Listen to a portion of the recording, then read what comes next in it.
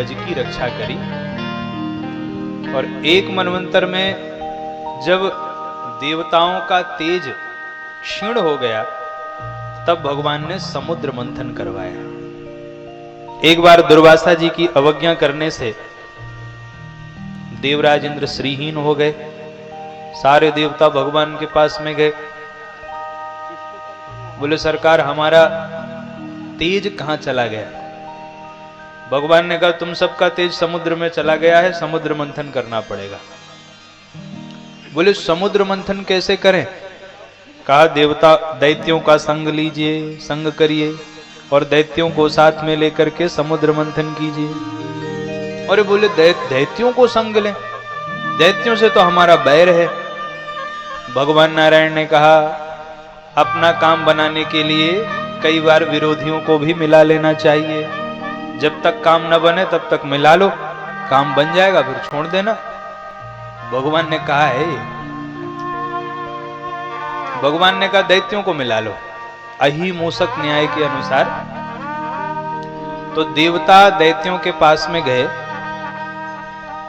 और देवताओं ने दैत्यों से कहा देखो भाई हम लोगों का झगड़ा तो मिटेगा नहीं, एक काम करो चलो हम लोग समुद्र मंथन कर लेते हैं, उससे अमृत निकलेगा और दोनों भाई पी पी के अमर हो जाएंगे, फिर खूब चले लाठी डंडा, क्या फर्क पड़ेगा। मरना किसी को होगा नहीं, मरने की झंझट खत्म, तुम भी अमृत पी लोगे हम भी अमृत पी लेंगे, बात खत्म, फिर होने दो लड़ाई झगड़ा। अब दैत्यों को देवताओं की ये राय पसंद आई। दैत्यों ने कहा ठीक है भाई हम समुद्र मंथन के लिए तैयार हैं, क्या करना होगा। कहा चलो सबसे पहले मंदराचल पर्वत को उठाओ, मंदराचल पर्वत को मथानी बनाएंगे। देवता दैत्य मिलके मंदराचल पर्वत को उठा रहे थे और मंदराचल पर्वत गिर गया, सब अंग भंग हो गए।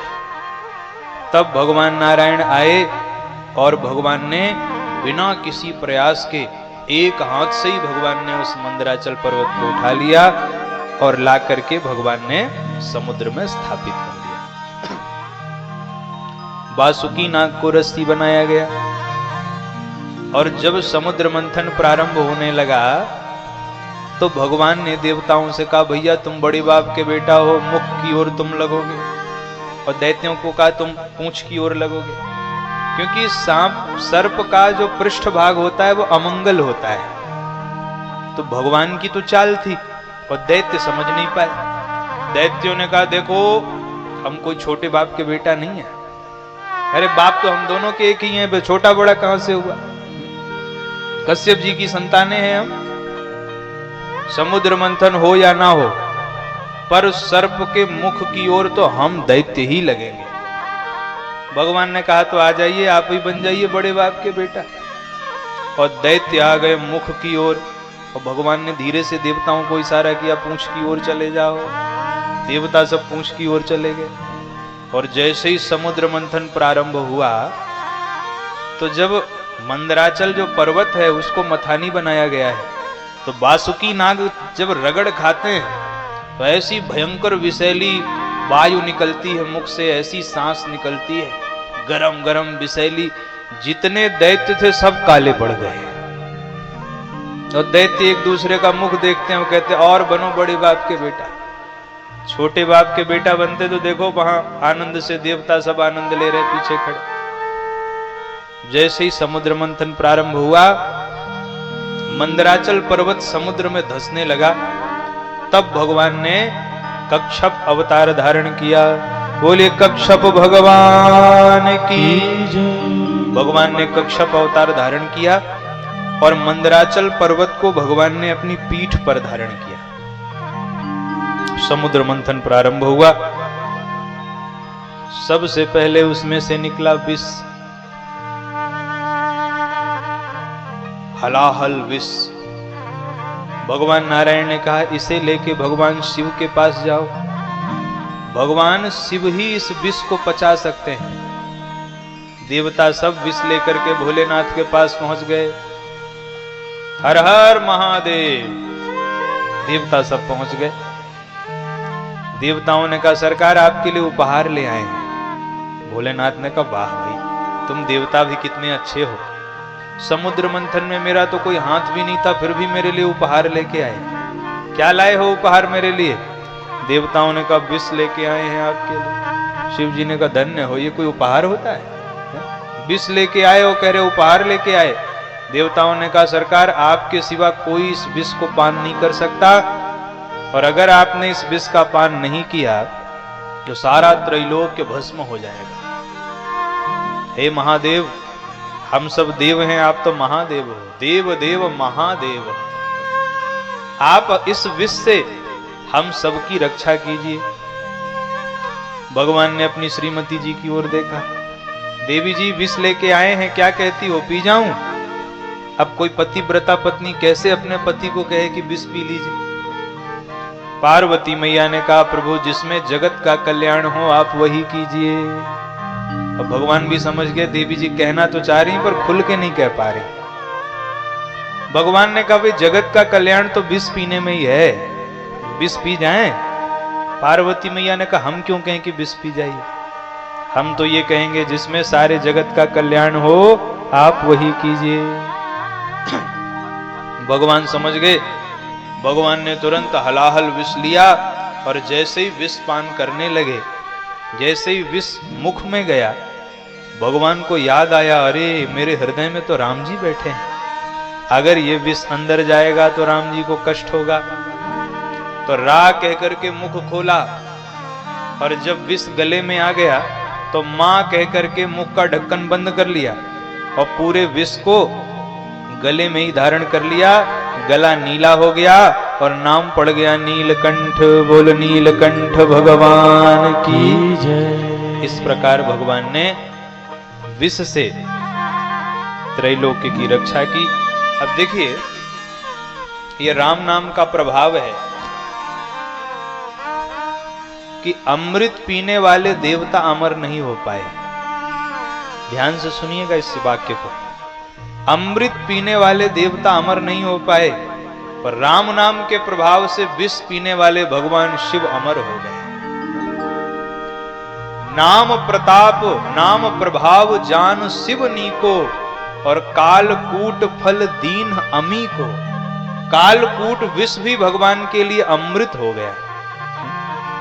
ये भगवान के नाम का प्रभाव है। पुनः देवता आए, समुद्र मंथन फिर से प्रारंभ हुआ। कामधेनु गाय निकली, ऋषियों को दे दिया। उच्चैश्रवा घोड़ा निकला, राजा बलि को दे दिया। ऐरावत हाथी निकला, देवराज इंद्र को दे दिया। पारिजात निकला, स्वर्ग में भेज दिया। अप्सराएं निकली, स्वर्ग में भेज दिया। कौस्तुभ मणि निकली, भगवान ने स्वयं धारण कर लिया। इसके बाद तो महाराज सबके देखते देखते ततश्चाविर्भूत साक्षात श्री रमा भगवत परा, रंजयंती दिशः कांत्या विद्युत सौदामिनी यथा। सबके देखते देखते अष्टम स्कंद के अष्टम अध्याय के 8वें श्लोक में लक्ष्मी मैया प्रकट हो गई। बोले लक्ष्मी मैया की जय। लक्ष्मी मैया का प्राकट्य हुआ और जैसे ही लक्ष्मी मैया प्रकट हुई सबकी आंखें चकाचौंध खा गई। अरे ये देवी जी हमें मिल जाए तो कितना अच्छा रहे। महाराज देवताओं की क्या, दैत्यों की क्या, ऋषि मुनि भी सब तैयार हो गए।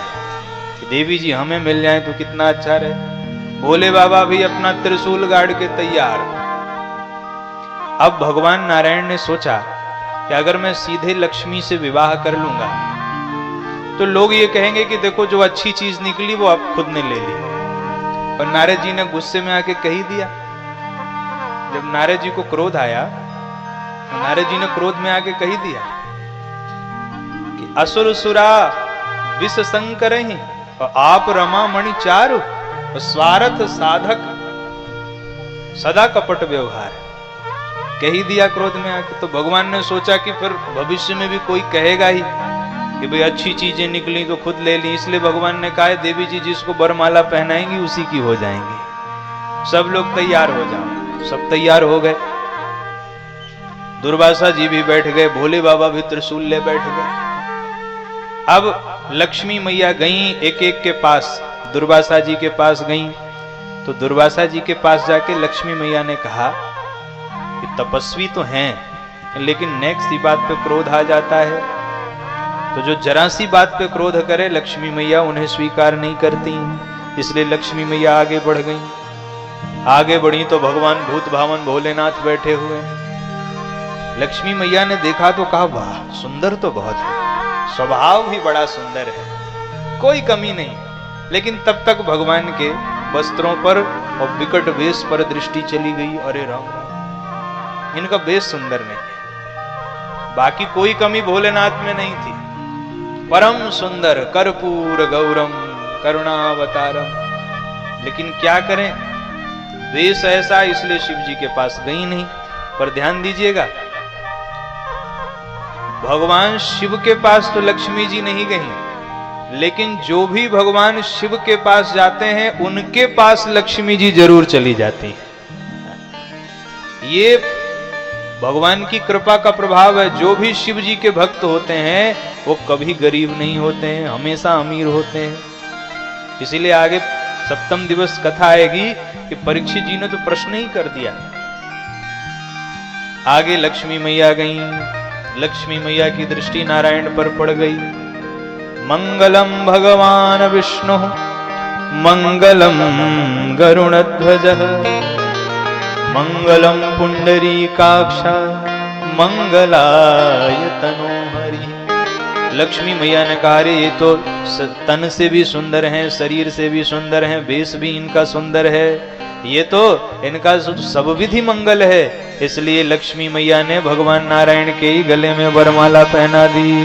बोल लक्ष्मी नारायण भगवान की जय। तो इस प्रकार पुनः जब मंथन हुआ, वारुणी निकली।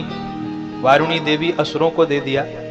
और अब तो महाराज सबके देखते देखते साक्षात भगवान ही धन्वंतरी अवतार लेकर अमृत का कलश लेकर के प्रकट हो गए। बोल धन्वंतरी भगवान की जय। और जैसे ही अमृत का कलश लेकर के प्रकट हुए, दैत्यों ने झपट्टा मार के छीन लिया और लेकर के 9 2 11 हो गए। देवता चिल्लाने लगे। देवता कहते हैं महाराज ले गए। भगवान नारायण ने कहा चिंता मत करो, हम हैं तुम्हारे साथ में। अब दैत्य ले तो गए पर अमृत पी कोई नहीं पा रहा है। सब आपस में झगड़ रहे हैं, अहम पूर्वम, मैं पहले पीऊंगा। दूसरा कहता मैं पहले पीऊंगा। पी कोई नहीं रहा है, झगड़ सब रहे हैं। इतने में भगवान ने मोहिनी अवतार धारण कर लिया। बोल मोहिनी भगवान की। मोहिनी अवतार धारण किया। छैल छबीली छोरी बन के छम छम करते भगवान दैत्यों के सन्मुख प्रकट हो गए। दैत्यों ने देखा तो कहने लगा हो अहो रूपम अहो धाम कातुम कंजपला साक्षी। हरि कमल नैनी देवी तुम कौन हो? भगवान ने कहा तुम कौन होते हो हमारी जन्म पत्री पूछने वाले? दैत्यों ने कहा हम भी कोई ऐसे वैसे नहीं है देवी जी, गिरे हुए घर के नहीं है। वयम कश्यप दायादा, कश्यप ऋषि की संतानें हैं। बस देवी बात ये हो गई कि हम भाई हमने अपने पुरुषार्थ से समुद्र मंथन किया और ये अमृत का कलश निकला, लेकिन हम भाई भाई झगड़ रहे हैं आपस में। हम कह रहे हैं हम पहले पिएंगे, वो कह रहे हैं हम पहले पिएंगे। तो देवी जी बस हमारा एक काम कर दीजिए, ये अमृत का कलश आप ले लीजिए और अपनी इच्छा से हम सबको पिला दीजिए। मोहिनी भगवान ने कहा अच्छा, कहते तो अपने को कश्यप का बेटा हो, लेकिन हो बड़े मूर्ख तुम लोग। दैत्य एक दूसरे को देखने लगे, क्यों देवी जी हम मूर्ख क्यों हैं? अरे बोले जो बुद्धिमान व्यक्ति होते हैं वे अनजान स्त्री पर कभी भी भरोसा नहीं करते। तो राक्षस एक दूसरे की ओर देख के कहते हैं देखा पढ़ी लिखी भी है, कितनी ऊंची ऊंची बातें कर रही है। देवी जी हमें तो पक्का भरोसा है आपके ऊपर। आप मोहिनी भगवान ने कहा देखो किसी को कम ज्यादा हो गया तो तुम झगड़ोगे। अरे बोले देवी चाहे किसी को एक बूंद पिलाओ और चाहे किसी को लोटा भर के पिलाओ, कोई झगड़ेगा नहीं। ये लीजिए आप अपने हाथ। और जैसे ही भगवान के हाथ में अमृत का कलश दिया और इधर देवता भी दौड़े दौड़े आ गए। जैसे ही देवताओं को देखा, दैत्यों ने अपने अपने अस्त्र शस्त्र निकाल लिए। मोहिनी भगवान ने कहा, लो भैया पकड़ो अपना अमृत का कलश, जब तुम्हें झगड़ा ही करना है तो हमें क्यों बुलाया? दैत्यों ने कहा, नहीं नहीं देवी जी ऐसा मत करिए, कोई तो उपाय होगा। मोहिनी भगवान ने कहा, एक उपाय है, अगर तुम लोग कहो तो ये जो ऊपर का पानी पानी है ये देवताओं को पिला दूं, और जो नीचे का गाढ़ा गाढ़ा अमृत है वो तुमको आराम से पिलाऊंगी, पहले इनकी छुट्टी कर दूं पानी पानी पिला के। दैत्य तो इतने प्रसन्न हो गए, दैत्यों ने कहा, देवी इतनी बुद्धिमान हो ये हमने नहीं सोचा था। तुरंत दिया और देवताओं को इशारा भी किया, अरे आ जाओ भाई भाई हैं, कोई झगड़े की बात नहीं है, लाइन में लग के बैठ जाओ, थोड़ा तुम भी पी लो, कोई बात नहीं। और देवता आ गए, लाइन में आके बैठ गए। अब मोहिनी भगवान देवताओं को अमृत पिलाते हैं और दैत्यों की ओर देख के मुस्कुरा देते हैं, और दैत्य कहते हैं, देवी जी सब ठीक है, हम समझ रहे हैं, बार बार मत देखिए मुस्कुराइए, हम समझ रहे हैं सब ठीक है। लेकिन एक स्वर भानु नाम का दैत्य था, उसे संदेह हो गया, उसे लगा ये देवी जी अमृत तो उधर पिलाती है, मुस्कुराती इधर देख के, जरूर दाल में कुछ काला है। और स्वर भानु नाम का दैत्य वो चुपचाप आया, सूर्य चंद्र के बीच में आके बैठ गया। अब यद्यपि भगवान जानते थे, ऐसा थोड़ी है कि भगवान जानते नहीं थे, पर भगवान ने क्यों अमृत पिलाया? भगवान ने इसलिए अमृत पिलाया कि अगर तुम देवताओं की पंक्ति में बैठ गए हो तो मैं तुम्हें भी देवताओं के जैसे पुजवाऊंगा, मैं पंक्ति भेद नहीं कर सकता। अगर भगवान अमृत ना पिलाते तो पंक्ति भेद होता, इसलिए भगवान ने उसे भी अमृत पिलाया। सूर्य और चंद्र उतने में चिल्ला पड़े, अरे भगवान ये दैत्य है, आप पहचान नहीं पाए, आपने इसको अमृत पिला दिया। भगवान ने मन ही मन कहा, हम पहचानते तो सब हैं लेकिन पंक्ति भेद नहीं कर सकते। और तुरंत भगवान ने चक्र चलाया, उसके दो खंड हो गए, वही राहु और केतु बन करके आज भी सूर्य और चंद्र को ग्रसते हैं। और अमृत पिला के मोहिनी भगवान हो गए अंतर ध्यान, और दैत्य सब हो गए परेशान। दैत्यों ने कहा, देवी जी कहां गई? एक ने कहा, मुझे तो लगता है गई नहीं गया। बोले क्या मतलब? उसने कहा, मुझे तो लगता है ये देवी कोई और नहीं, ये साक्षात भगवान नारायण ही हमें छलने के लिए मोहिनी अवतार लेके आए थे। अब समझ में आया दैत्यों को। अब देवता तो सब अमृत की डकारें ले रहे थे, अमृत पी करके। भयंकर युद्ध हुआ, तत्र देवासुरो नाम रणः परम दारुण। इतना भयंकर युद्ध हुआ, लेकिन दैत्य सब मारे गए। देवता ने अमृत पान किया था, इसलिए देवता सब विजयी हुए। शुक्राचार्य जी ने मृत संजीवनी विद्या से पुनः दैत्यों को जीवन दान दिया, और शुक्राचार्य जी ने राजा